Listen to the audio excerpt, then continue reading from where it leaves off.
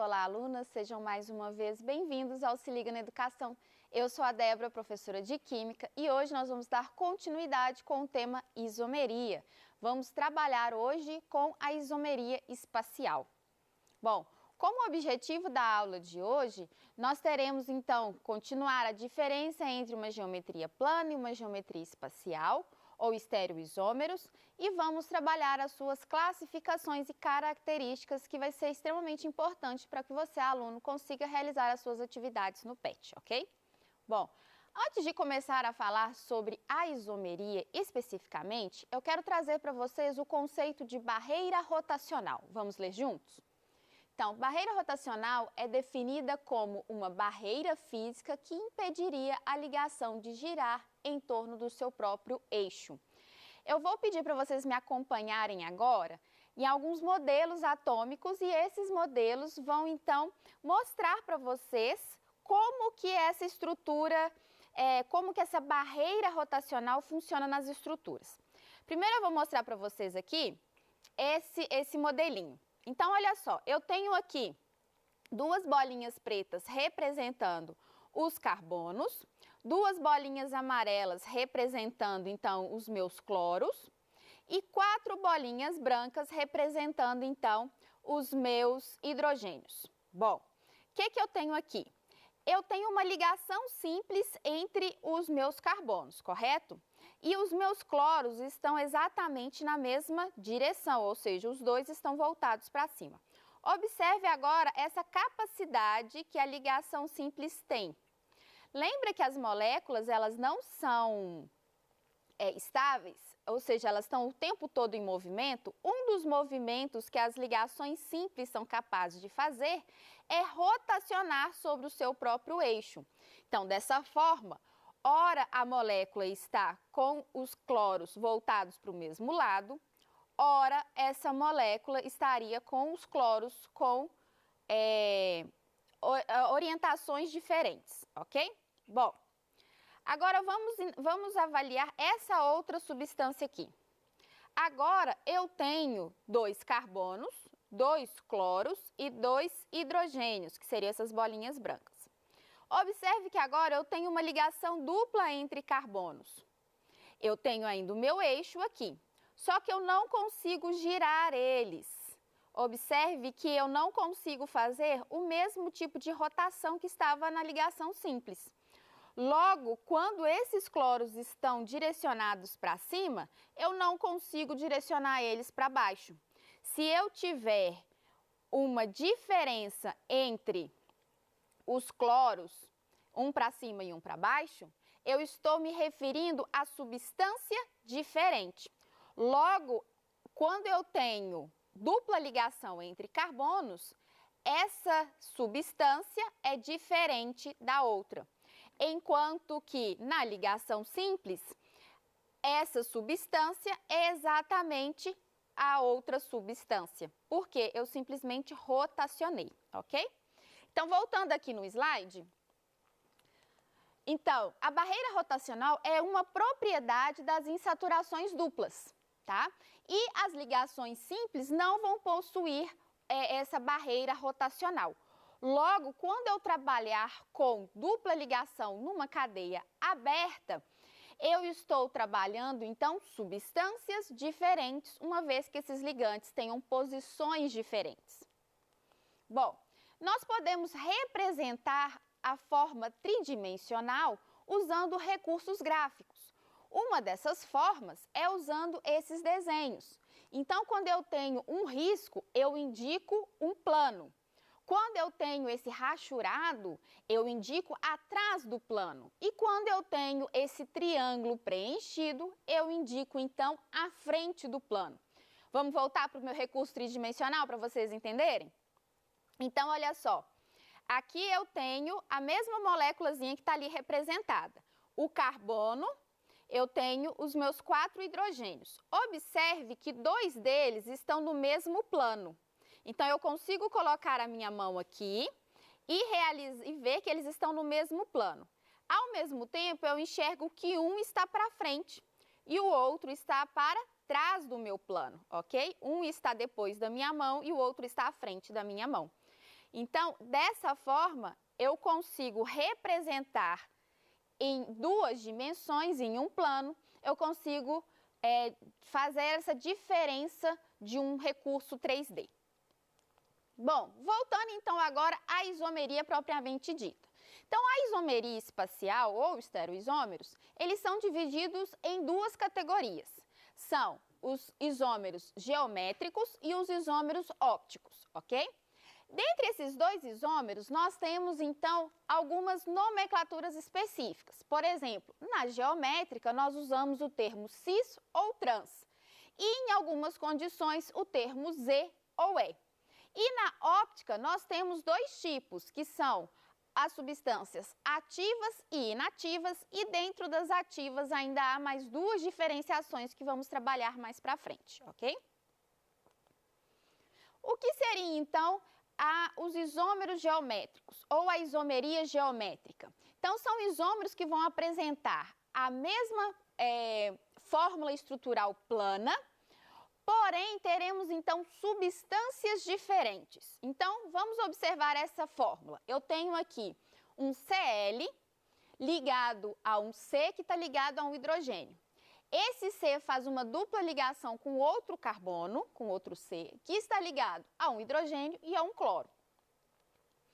Então, aqui eu tenho as duas possibilidades, exatamente iguais aos meus modelos que eu mostrei para vocês. Então, entre os carbonos tem uma dupla ligação e há uma diferença ali na posição do Cl, ok? Então, quando os Cls estão juntos, ou seja, quando essa posição deles estão juntos, observe que os hidrogênios embaixo também estão na mesma direção. Logo, nós usamos o termo cis para diferenciar eles.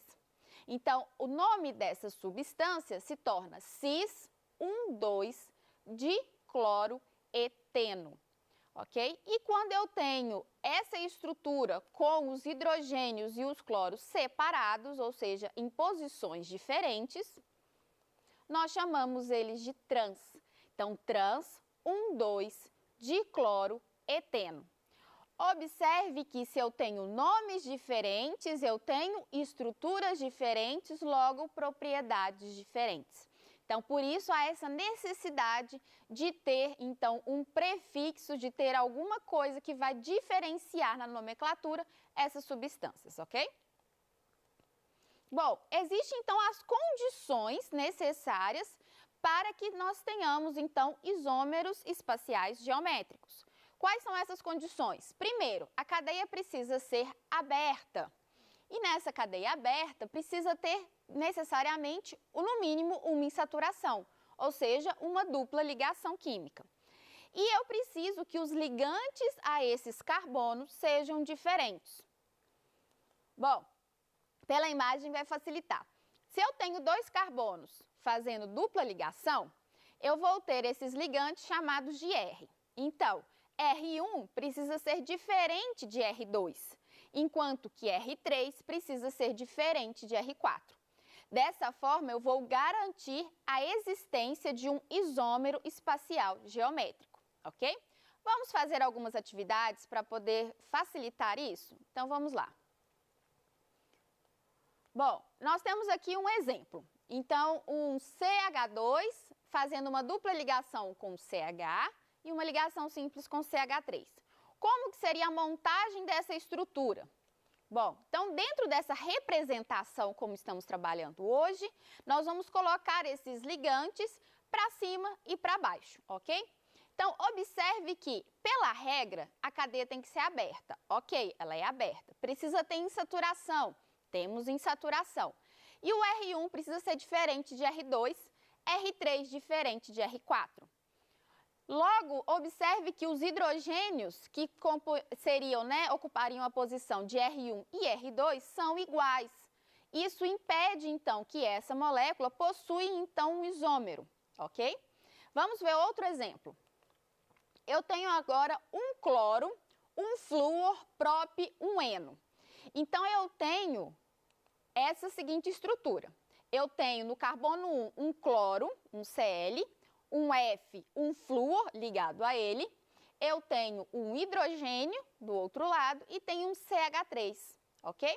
Então, eu tenho agora uma cadeia aberta, uma dupla ligação, R1 diferente de R2 no primeiro carbono e R3 diferente do R4 no segundo carbono. Então, esse sim teria um isômero, ok? Bom, vamos fazer o último. Um cloro, um flúor, 2 iodo, et, um eno. Então, aqui eu tenho todos os elementos diferentes também. Então, ele também é um isômero, porque é uma cadeia aberta, possui insaturação, e R1 diferente de R2, R3 diferente de R4. Esse também possui um isômero geométrico. Bom, e a nomenclatura? Antes eu quero mostrar para vocês o que seria um isômero dissubstituído. Vamos voltar aqui nas moléculas?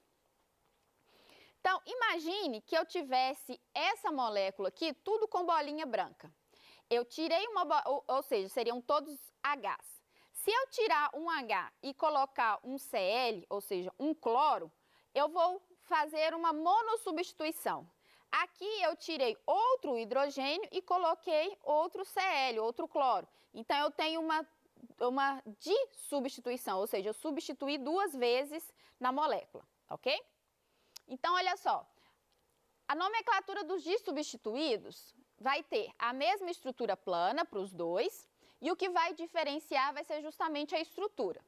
Então, aqui eu tenho um R1H, R2CH3, R3H, R4CH3. Observe que eles são diferentes entre si, mas são exatamente iguais ao do carbono anterior. Isso não tem problema. Quando isso acontece, é justamente o dissubstituído, ok? E aí você pode ter as moléculas iguais em cima ou ao contrário. Quando elas estão iguais, nós olhamos sempre o hidrogênio. Então, nós precisamos olhar as posições dos hidrogênios.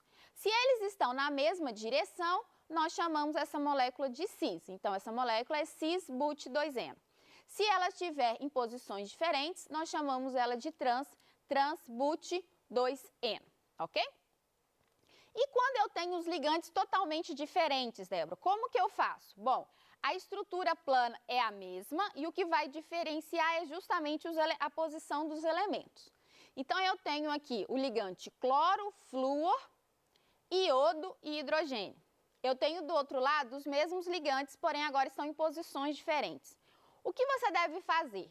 Procurar aquele que tiver o maior número atômico. Então, aqui na primeira molécula, o que tem entre cloro e flúor, o maior número atômico é do cloro, que tem 17, e o flúor tem 9. E entre o iodo e o hidrogênio vai ser o iodo, porque o número atômico do hidrogênio é 1. Qualquer elemento comparado ao hidrogênio sempre vai ter um número atômico maior. Então, aqui eu vou ter uma substância. Do outro lado, a mesma coisa que eu vou avaliar. Quais que têm o número atômico maior? Observe que no primeiro, os números atômicos maiores estão juntos, estão na mesma linha, enquanto que na outra molécula eles estão separados. Então, agora, ao invés de usar o termo cis e trans, nós vamos usar as letras Z e E. A dica, Z de junto. Então, Z vai ser junto, de juntinho. E E de separado, ok? Então, eu vou usar o termo Z para substituir o cis e o termo E para substituir o trans. Agora, nós vamos trabalhar com o que nós chamamos de óptica. Ou, então, nós falamos muito sobre os estereoisômeros ópticos, a isomeria óptica, ok? Então, primeiro eu vou ler a definição com vocês pausadamente e depois nós vamos explicar como que se dá, então, essa nomenclatura e também entender como que esses isômeros se diferenciam, ok? Então, vamos ler juntos. Os isômeros apresentam a mesma fórmula estrutural plana, porém diferenciam pelo tipo de desvio do plano da luz polarizada, ok? Então, afinal de contas, Débora, o que é a luz polarizada? Bom, nós sabemos que a luz, ela se trata, então, de uma onda eletromagnética. Essa onda eletromagnética, ela tem vibrações sobre todos os lados. Então, ela vibra para todas as direções. Eu vou trazer aqui uma imagem que vai facilitar o seu entendimento. Observe então essa lanterna, ela está emitindo luz. Essa luz, ela tem uma vibração por todos os lados. Quando ela passa por um filtro, que nós chamamos de polarímetro, esse filtro faz com que essa luz comece a vibrar em um único plano. Quando essa luz polarizada agora passa por uma substância, essa substância vai ter a capacidade de interagir com essa luz polarizada ou de não interagir com a luz polarizada. Deu para entender? Então, a luz é uma onda eletromagnética que tem vibração para todos os lados, vai passar por um filtro e passa a vibrar em uma única direção, ok? Bom, então nós temos aqui as classificações, então, dos isômeros, né? Ou seja, se eles podem ser ativos ou inativos. Inativo é quando a substância não interage com a luz polarizada, ou seja, eu passo essa luz polarizada sobre a substância e não acontece nada. E ativo é quando eu tenho, então, uma interação da luz com a substância. E essa substância, como que ela vai interagir com a luz? Qual é o reflexo? Qual é a consequência? Bom, a luz ela vai se desviar ou para a direita ou para a esquerda. Se ela se desviar para a direita, nós vamos chamar de destrógera. Ou se ela se desviar para a esquerda, nós vamos chamar de levógera. Mas, Débora, como que eu vou saber se uma substância ela vai ser desviar a luz para a direita, para a esquerda? Como eu vou fazer esses exercícios? Normalmente, nos exercícios, o que pede para você, aluno, é conseguir identificar se uma substância será ativa ou inativa. Então, na verdade, dentro dessa isomeria, o que mais é cobrado do aluno é o conceito de entender o que faz uma substância interagir com a luz. E essas condições são que a molécula seja assimétrica, ou seja, ela vai ter um reflexo nós chamamos ele de reflexo espelhado, e essa estrutura precisa ter um carbono quiral. Então, vão comigo para vocês entenderem melhor aqui essa estrutura. Então, eu vou guardar essas estruturas aqui, deixá-las mais aqui no cantinho para facilitar para a gente. Então, observe essas duas estruturas aqui. Eu consigo mostrar para vocês que essas substâncias é como se eu tivesse o espelho da outra. A bolinha branca está na mesma direção, a azul, a preta, a amarela e olha o verde. Ou seja, uma é o espelho da outra. Porém, quando eu tento juntar elas, olha o que vai acontecer. Eu não consigo colocar elas iguais. Eu coloquei igual a azul e a amarela, porém a verde e a branca não estão iguais, tá vendo? Ah, Débora, então junta agora a verde e a branca para ver o que acontece. Então, vamos juntar a verde e a branca. Então, juntei aqui. Opa, peraí. Vamos colocar aqui. Eita, que tá difícil. Uai, não tem como, Débora, não tem jeito. Não tem jeito. Então, olha só, mesmo as duas sendo iguais, ó, eu não consigo. Por que que eu não consigo? Porque aqui eu tenho uma molécula assimétrica. O que que é isso? É quando eu tenho um carbono fazendo 4 ligações simples com ligantes diferentes. Então, essa é a condição para que essa substância possa ser ativa, ou seja, possa interagir, então, com a luz polarizada. Eu preciso de ter um carbono fazendo 4 ligações simples com ligantes completamente diferentes. Agora, se for nessa situação, olha só essa daqui. Eu tenho carbono, eu tenho cloro, eu tenho o hidrogênio, vamos imaginar que esse aqui seja um flúor. Eu tenho 2 flúor agora. Eu não tenho mais um carbono quiral, porque apesar dele fazer 4 ligações simples, eu tenho aqui 2 ligantes iguais. Então, eu consigo fazer a imagem espelhada deles, porém, eu consigo, de algum jeito, fazer com que eles fiquem iguais, ou seja, que coincidam. azul com azul, azul com azul, amarelo com amarelo, branco com branco. Logo, o que vai acontecer? Essas duas moléculas são iguais. Se trata da mesma substância e ela é inativa. Bom, eu espero que vocês tenham gostado da aula de hoje, que vocês tenham conseguido entender um pouquinho sobre esse processo de isomeria. Se ficou alguma dúvida, ligue para os nossos canais de atendimento, vai ser um prazer tirar a dúvida de vocês no nosso ao vivo. No mais, um grande abraço virtual e até mais!